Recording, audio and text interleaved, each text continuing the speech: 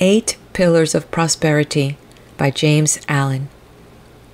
The fourth pillar, system. System is that principle of order by which confusion is rendered impossible. In the natural and universal order, everything is in its place, so that the vast universe runs more perfectly than the most perfect machine. Disorder in space would mean the destruction of the universe, and a disorder in a man's affairs destroys his work and his prosperity. All complex organizations are built up by system. No business or society can develop into large dimensions apart from system, and this principle is preeminently the instrument of the merchant, the businessman, and the organizer of institutions.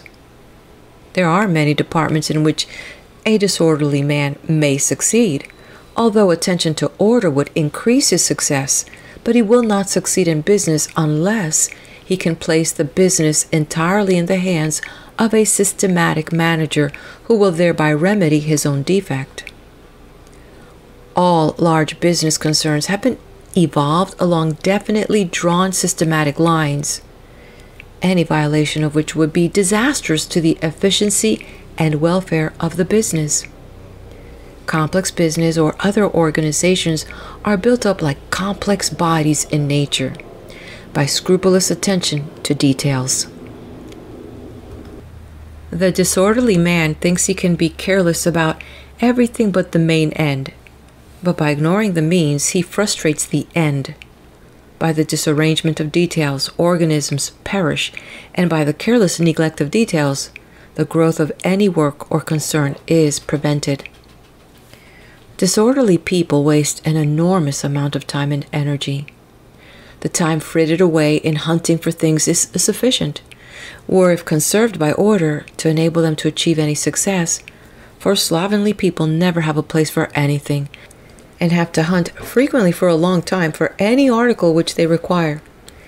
In the irritation, bad humor, and chagrin which this daily hunting for things brings about, as much energy is dissipated as would be required to build up a big business, or scale the highest heights of achievement in any direction. Orderly people conserve both their time and energy. They never lose anything, and therefore never have to find anything. Everything is in its place, and the hand can be at once placed on it, though it be in the dark. They can well afford to be cool and deliberate, and so use their mental energies in something more profitable than irritation, bad temper, and accusing others for their own lack of order. There is a kind of genius in system which can perform apparent wonders with ease. A systematic man can get through so great a quantity of work in such a short time, and with such freedom from such exhaustion, as to appear almost miraculous. He scales the heights of success while his slovenly competitor is wallowing hopelessly in the bogs of confusion. His strict observance of the law of order enables him to reach his ends swiftly and smoothly without friction or loss of time. The demands of system in all departments of the business world are as rigid and exacting as the holy vows of a saint, and cannot be violated in the smallest particular, but at the risk of one's financial prospects. In the financial world, the law of order is an iron necessity, and he who faultlessly observes it saves time, temper, and money. Every enduring achievement in human society rests upon a basis of system. So true is this, that were system withdrawn, progress would cease. Think, for instance, of the vast achievements of literature, the works of classic authors and of great geniuses, the great poems, the innumerable prose works, the monumental histories, the soul-stirring orations. Think also the social intercourse of human society, of its religions, its legal statutes, and its vast fund of book knowledge. Think of all these wonderful resources and achievements of language, and then reflect that they all depend for their origin, growth, and continuance on the systematic arrangements of 26 letters, an arrangement having inexhaustible and illimitable results by the fact of its rigid limitation within certain fixed rules. Again, all the wonderful achievements of mathematics have come from the systematic arrangement of 10 figures, while the most complex piece of machinery, with its thousands of parts working together smoothly and almost noiselessly to the achievement of the end for which it was designed, was brought forth by the systematic observance of a few mechanical laws. Herein we see how system simplifies that is complex, how it makes easy that which was difficult, how it relates an infinite variety of details of the one central law or order, and so enables them to be dealt with and accounted for with perfect regularity and with an entire absence of confusion. The scientist names and classifies the myriad details of the universe, from the microscopic rotifer to the telescopic star, by his observance of the principle of system, so that out of many millions of objects, reference can be made to any one object in, at most, a few minutes. It is this faculty of speedy references and swift dispatch which is of such overwhelming importance in every department of knowledge and industry, and the amount of time and labor thus saved to humanity is so vast as to be incompatible. We speak of religions, political, and business systems, and so on, indicating that all things in human society are welded together by the adhesive qualities of order. System is, indeed, one of the great fundamental principles in progress, and in the binding together in one complete whole of the world's millions of human beings, while they are at the same time each striving for a place and are competing with one another in opposing aims and interest. We see here how system is allied with greatness. For the many separate units whose minds are untrained to the discipline of system are kept in their places by the organizing power of the comparatively few who perceive the urgent, the inescapable necessity for the establishment of fixed and inviolable rules, whether in business, law, religion, science, or politics, in fact, in every sphere of human activity. For immediately two human beings meet together, they need some common ground of understanding for the avoidance of confusion. In a word, some system to regulate their actions. Life is too short for confusion, and knowledge grows and progress proceeds along avenues of system which prevent retardation and retrogression, so that he who systemizes his knowledge or business simplifies and enhances it for his successor, enabling him to begin with a free mind where he left off. Every large business has its system which renders its vast machinery workable, enabling it to run like a well-balanced and well-oiled machine. A remarkable businessman, a friend of mine, once told me that he could have his huge business for 12 months and it would run on without hitch till his return. And he does occasionally leave it for several months while traveling, and on his return every man, boy, and girl, every tool, book, and machine, every detail down to the smallest, is in its place doing its work as when he left, and no trouble, no difficulty, no confusion has arisen. There can be no marked success apart from a love of regularity and discipline, and the avoidance of friction, along with the restfulness and efficiency of mind which spring from such regularity. People who abhor discipline, whose minds are ungoverned and anarchic, and who are careless and irregular in their thinking, their habits, and the management of their affairs, cannot be highly successful and prosperous, and they fill their lives with numerous worries, troubles, difficulties, and petty annoyances, all of which would disappear under a proper regulation of their lives. An unsystematic mind is an untrained mind, and it can no more cope with well-disciplined minds in the race of life than an untrained athlete can successfully compete with a carefully trained competitor in athletic races.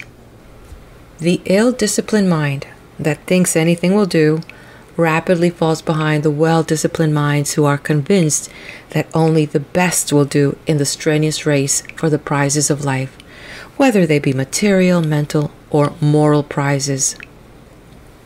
The man who, when he comes to do his work, is unable to find his tools, or to balance his figures, or to find the key of his desk, or the key to his thoughts, will be struggling in his self-made toils, while his methodical neighbor will be freely and joyfully scaling the invigorating heights of successful achievement.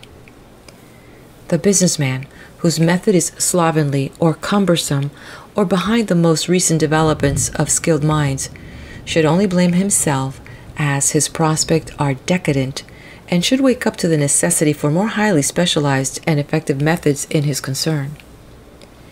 He should seize upon everything, every invention and idea that will enable him to economize time and labor and aid him in thoroughness, deliberation, and dispatch.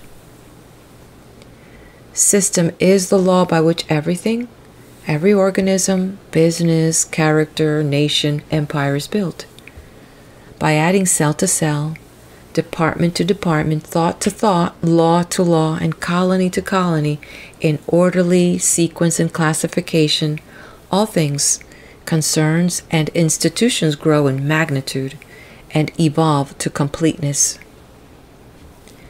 The man who is continually improving his methods is gaining in building power. It therefore behooves the businessman to be resourceful and inventive in the improvement of his methods, for the builders, whether of cathedrals or characters, business or religions, are the strong ones of the earth, and the protectors and the pioneer of humanity. The systematic builder is a creator and preserver, while the man of disorder demolishes and destroys, and no limit can be set to the growth of a man's powers, the completeness of his character, the influence of his organization, or the extent of his business, if he but preserve intact the discipline of order and have every detail in its place, keep every department to its special task, and tabulate and classify with such efficiency and perfection as to enable him at any moment to bring under examination or into requisition to the remotest detail in connection with his special work. In system is contained these four ingredients: 1. Readiness.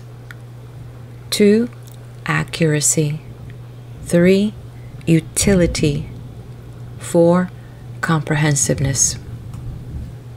Readiness is aliveness. It is that spirit of alertness by which a situation is immediately grasped and dealt with. The observance of system fosters and develops this spirit. The successful general must have the power of readily meeting any new and unlooked-for move on the part of the enemy, so every businessman must have the readiness to deal with any unexpected development affecting his line of trade, and so also must the man of thought be able to deal with the details of any new problems which may arise. Dilatoriness is a vice that is fatal to prosperity, for it leads to incapability and stupidity. The man of ready hands, ready hearts, and ready brains, who knows what they are doing and do it methodically, skillfully, and with smooth yet consummate dispatch, are the men who need to think little of prosperity as an end, for it comes to them whether they seek it or not. Success runs after them and knocks at their door, and they unconsciously command it by the superb excellence of their faculties and methods. Accuracy is of supreme importance in all commercial concerns and enterprises, but there can be no accuracy apart from system, and a system which is more or less imperfect will involve its originator in mistakes more or less disastrous until he improves it. Inaccuracy is one of the commonest failings because accuracy is closely allied to self-discipline, and self-discipline, along with that glad subjection to external discipline which it involves, is an indication of high moral culture to which the majority have not yet attained. If the inaccurate man will not willingly subject himself to the discipline of his employer or instructor, but thinks he knows better, his failing can never be remedied, and he will thereby bind himself down to an inferior position, if in the business world, or to imperfect knowledge if in the world of thought. The prevalence of the vice of inaccuracy, and in view of its disastrous effect, it must be regarded as a vice, though perhaps one of the lesser vices, is important to observe in the way in which the majority of people relate a circumstance or repeat a simple statement of fact. It is nearly always made untrue by more or less marked inaccuracies. Few people, perhaps not reckoning those who deliberately lie, have trained themselves to be accurate in what they say, or are so careful as to admit and state their liability to error, and from this common form of inaccuracy many untruths and misunderstandings arise.